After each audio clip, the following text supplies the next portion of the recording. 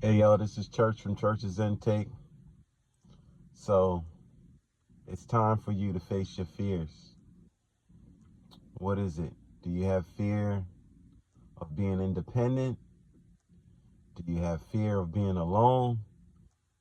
That you should leave that significant other? Do you have a fear to start that business that you've been wanting to start? Do you have a fear of the people that you have in your friend group? You might lose them when you start your own journey on your purpose. Well, to succeed, you have to face your fears, because you can't succeed and elevate if you don't have full trust and faith in God and going into the unknown. You can't be fearful. Fear is of the devil, and we don't have the spirit of fear. We don't dwell with fear. We are righteous and bold, courageous. And yes, you will be in the unknown. And yes, there will be some people that ain't going to like the moves that you're doing. But you got to do it for your own growth, for your own success, to make it. You want to achieve high expectations of yourself. You got to face those things that's been holding you back, you know. And there's a couple Bible verses that I'm going to get into about you not having fear. And fear is of the devil. And when you face your fears and you embrace the unknown, you will supersede all your expectations and you're going to please God. So let's get into it. So we'll go with, I guess, Psalms chapter 34, verse 4. I sought the Lord and he heard me and delivered me from all my fears. Once you get delivered from your fears, you're going to have new energy. You're going to be ready. God's been telling you to start that new business. God's been telling you to start your channel. God's been telling you to speak to the people, even though you feel as though that you're not right there yet. That's not the principle. The principle is to start, to go in unknowing, knowing what's going to happen, being fearless and courageous. Let's get into another Bible verse. Isaiah chapter 41, verse 10. Fear, fear thou not, for I am with thee. Be not dismayed, for I am thy God. I will strengthen thee. I will help thee. Yea, I will uphold thee with the right hand of my righteousness. God wants you to start whatever he told you to start. He's going to help you. He's going to guide you. He's going to mold you. He's going to put you in position that you never seen before in your life. Things that you never done, you're going to start to do. Things that, was like foggy when you was listening to certain things will start making sense. He's going to develop you and strengthen you. Let's get into another verse.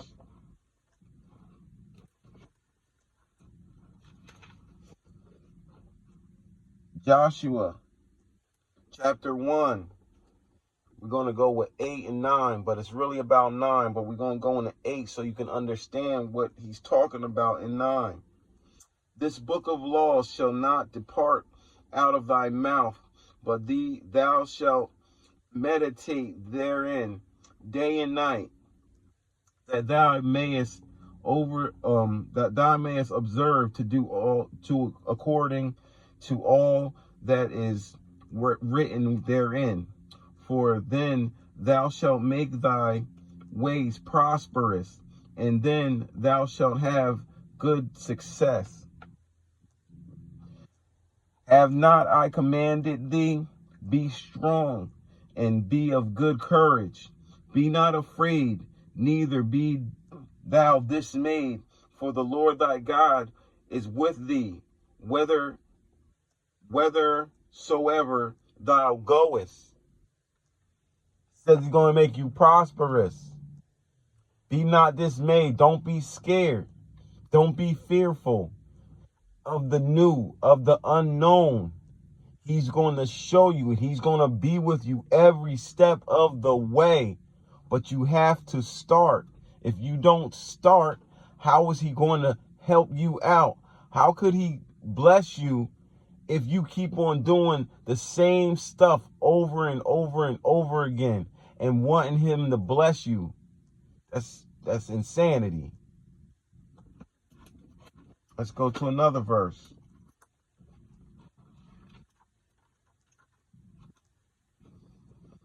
Okay, we're gonna go to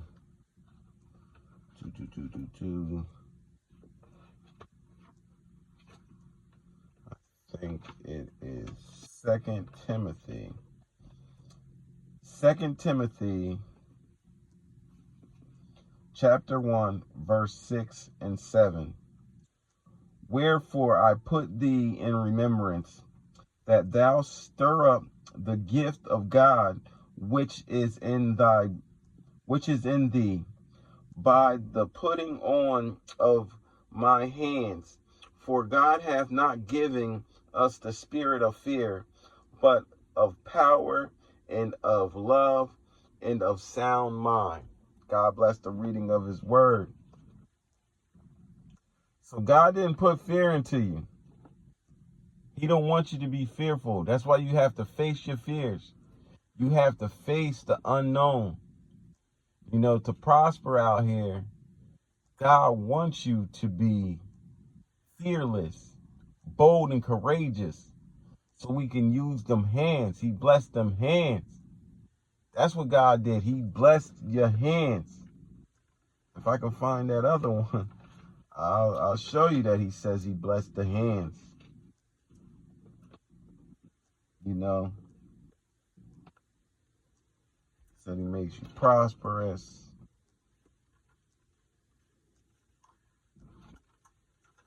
Yeah. Oh, bear with me a little bit, y'all. I can't find it. But there is, yes, God is definitely, he's going to use you. He's going to use your hands to develop you and mold you in the way that he wants you to be. So if he wanted you to open up a business, he's going to use those hands of yours, what you got, and he's going to bless your hands. He's going to bless your gift, and he's going to supersede all your expectations with that gift. You know, God is not out here giving you guys false hopes. He's giving you strength, and he wants you to be courageous, and he wants you to have courage, and he wants you to step into the unknown. He wants you to face those fears. If you have a fear of losing your significant other, and you know that's not the right one for you,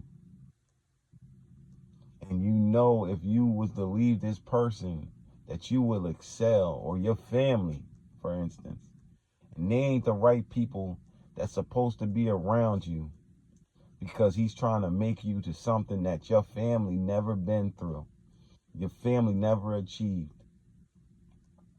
But he needs you to start. He needs you to make the move to leaving them, or that business, to start that business, to go in there, do your little research, or maybe you already have a plan, but you just scared to start it up. You feel as though you don't got the money, but God's going to make a way. You have to have that faith. Or, you know, it's time for you to leave that job that you had, that 9 to 5. Maybe he wants you to be a minister or minister to people, or maybe he wants you to just switch it up. Maybe he wants you to move out of state, switch it up to a new location, new job. So then you can progress to being to where he wants you to be. He wants you to have faith. He wants you to be dependent on him, not dependent on no man, no woman, not dependent on your family or friends. You got to face those fear of your friends over here mocking and talking about you, belittling you. Who cares what they say? God wants you, not them. God wants to grow you. They get their chances. Some of them mess their chances up. But everybody has to do their own due diligence to make it to their purpose with God. You can't use no one else. This is a one-on-one walk with God, person to person. That's why he's saying, I never knew them. Who are you? Because you didn't have a personal relationship with the Most High. People say they talk with their mouth, but they don't have him in him. They don't have him in his heart. Their hearts is not with God. If their hearts was with God, they wouldn't be doing some of the evil deeds that they do, because their heart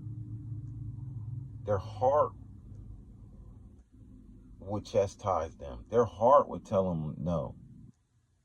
And if you know that, if you got a relationship with Christ, you know that's how it goes down. There's certain things that you'll be like, man, I want to knock that person's neck off, head off, whatever. Knocking his head off his shoulders. I want to do something real bad to some people. But you know, because you have a relationship with God, that you ain't going to do that. You're going to let him deal with that. Now, I'm not going to say you're going to let someone come up to you and punch you in your face and stuff like that. Everybody still got learning, you know what I mean? Some people further off, some people might. I know, that's something they never going to pop off. But God ain't going to put you in those type of positions like that, and he will understand.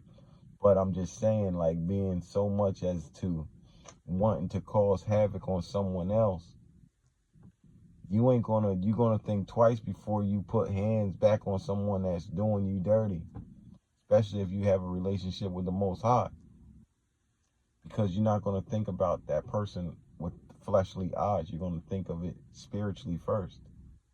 You're gonna think of the scenarios, the situations, the manifestations of how they moving, what's going on around you. Why was this said, or why was this done? What's leading this? What's moving this person? You'll put on your discerning eyes, your discernment, your discerning spirit that's within you. God used what you have to elevate you. And these things that you learn to master, discernment, master being good in the unknown, master being independent, master being self-sufficient and reliant on God. You'll start to strengthen. It's just like lifting weights. You'll start to strengthen yourself. You'll start to be, buff, courageous, fearless. What? Oh, that's already happened to me before, you know what I mean? Like, I ain't worried about that. Oh, they could do whatever they doing over there. I ain't worried about them. Oh, gotta handle that. But some people are fearful of losing a job, not knowing where they're going to get their money, ends meet, food, what kind of resources. But all these things, God will show you how to get these things, how to get resources. What if we had a crash today? 95% of Americans couldn't make it because they don't have resources. Money's not the true resources. that you need in a crisis. Money can only go so far. You might have to have something to barter. You might have to learn how to hunt. Can you hunt? Do you have a skill? Can you make food? What if the electricity goes out? Do you have a backup plan for if electricity was to go down? Now, if you got God with you, he's going to show you. He's going to prep you with these things. And I'm not trying to tell you to be on some super prepper, man, but yeah, you should be prepping for certain scenarios, certain situations that might transpire, like being more self-sufficient than from the government. That's one of the key things that he's going to show you. You don't be reliant on no entity, no governmental entity like that. Yeah, you can use them for, discounts and stuff like that. We all do. But you ain't supposed to be dependent on it. You ain't supposed to be like, oh, I ain't get this. Oh, why ain't the government do that to me or give me that? The government, for some of us out here, the government played us for real, for real. Government took thousands of dollars from me on unemployment that I was supposed to get when the crisis had went down and stuff like that. Like, I was a working man, so it ain't like I needed that like that, but at that type time, yeah, $10,000 that you trying to say that, oh, you went back to work, came back off of unemployment, or came back to work and then you went back off and then you came back to work again, like you still in? It's like, no, that's what was going down during that scenario. And it's just like, oh, y'all don't want to give me what I put in for that? And it's just like, you know what? Whatever's whatever. We gonna make ends meet regardless because of God. Even in that scenario, I'll let you know a little something. When that scenario happened, that also awakened me even more about that I'm not supposed to be relying on no governmental assistance, even though I wasn't truly getting assistance. It was something I put in for unemployment. If I was to lose my job, that I had money that, unemployment money, especially in the state of New Jersey. You work for years, it accrues up money that you'll have money. So in that time frame that you'll have money to while you're looking for another job or whatever to go down, that it'll be money in the bank sitting in the kitty cat for you so you could eat off of this until you get the next. And the only reason why I even was in that position because of the government shutting down. And then I knew from then on, I'm like, nah. I started hustling, side work. I'm an electrician. I'm a carpenter. Shoot, yeah, at the time I was a union electrical worker, making money. But that wasn't the point. The point was for me to wake up and know that, dang, if this union shuts down, this economy shuts down, where am I getting my money from? I'm just like every other person, calling everybody on unemployment, or the people that's already on unemployment. The crisis happening, so everybody, the whole country shut down. Everybody looking for their assistance. The state playing with your money, like, I don't know if you qualify. Like, what are you talking about? I'm a working man. That's mine. What you talking about? I'm only sitting here because y'all making me sit here. The whole country shut down. But then I had to find out other ways of getting ends meet. I started taking jobs out of state and stuff, doing electrical work, building freaking things that I never even built before, like, taking people's sunrooms and turning them into like a whole day room with windows and a roof and stucco and all this stuff. And I had to learn this on the fly. Now, was I scared? No. I was more excited than anything. Have I had done these things before? No, not until then. Not until I needed to get down and get dirty and operate in a new phase that, God knew I had in me, but I didn't truly know that I had that in me.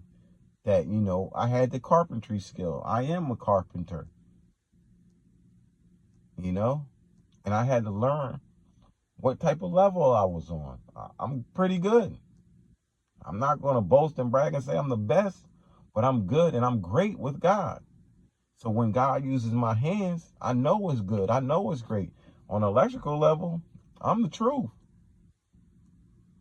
I'm nice electrically, but it was like he was using me and opening more doors to show him my true strengths. Like, yo, not only can you do this electrical bit, you can do this carpentry bit. You was a truck driver. Like, you got a boiler's license. Like, he was showing me different things that you can just use these assets that I showed you with your hands, that you can be great. Follow me. I'm going to exploit these things to people so they can see what you can do. And I made it through, because of God, because I wasn't fearful, because I wasn't woe is we, woe is he. When it came down to it, tightened up them bootstraps, and let it go. Building out porches, doing decks, doing some whatever, building sunrooms, building porches to making them an extra room, doing housework, fixing and repairing appliances too. Now before, a person could just call me on some like, yo, I got an electrical issue. Now when you open up an electrical carpentry business, it's like, I got a problem with the house. Can you fix my stuff? Sure. And then he molds you and grows you. And also in these times, he's training you up spiritually as well, because there's always going to be that person that's trying to come up against you in different ways. That spirit, that jealousy spirit, that evil eye, the people that's really trying to stop, block, stagnate you. He start to show you these things when you're in your purpose, because these things are going to manifest even more so, because now when you're walking with him and you don't have all these people around you, you can see better. You can know who's who, what's coming up. They can't manipulate you as easily unless if you're in a crowd, it's easy for you to be deceived, manipulated, and you'll think that someone's for you when they're not. But when it's just you and him, that can't go down like that. People got to show their true selves. So face your fears. It's time. Stop procrastinating. Stop saying, if you're supposed to go back to school, it's time for you to go back to school and learn a new craft if that's what needs to happen for you to achieve what your purpose is. Stop putting it on the back burner. Stop woeing. Woe is me. Woe is he. Woe is she. Do it. It's time to do it. Just do it. Remember that Nike commercial back in the day? Just do it. It's time to just do it. So let's get her done. Like, subscribe, and share. This is Church from Church's Intake. God bless.